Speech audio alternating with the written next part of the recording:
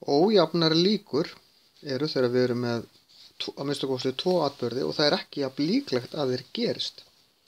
Við skulum skoða dæmi. Ef við erum með hjól og hérna er ör og hjólið er svona. Það er semst 1, 2 eða 3. Hér er líklegast að það komi 1 en næst líklegast að komi 2 eða 3. Og ef við getum notað líkindatrí, ef við ætlum að snúa hjólinu tvisvar, þá hefur við 3 möguleika í fyrstu tilraun, það er að það komi 1, 2 eða 3. Má sjá, ég ætla nú að skrifa þetta aðeins öðruvísi. Ég ætla að skrifa 1, 2 eða 3 hér.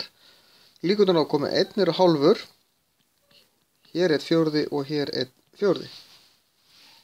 En ef ég geri aftur, þá er aftur 3 möguleikar á hverjum stað. 1, 2 eða 3, 1, 2 eða 3, 1, 2 eða 3. Og þá eru líkurnar hér á einum alltaf hálfur.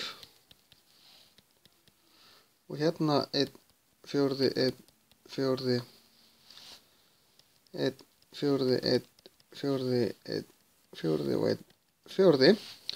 Og þá sjáum við að ef ég fer þessa leiði gegnum tréð, að fá fyrst 1 og svo 1, það er hálfur sinnum hálfur.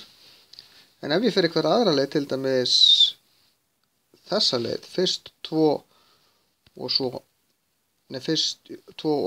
3, þá eru líkurnar á því 1/4 sinnum 1/4. Alltaf þegar ég ætla að fá þetta og svo þetta í röð, þá margfalda ég. En ef ég sé þetta eða eitthvað annað, þá þarf ég að fara að plúsa.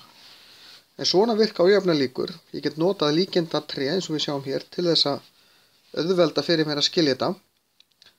En það er misjafnt hvað fólki finnst auðvelt í þessu náttúrulega.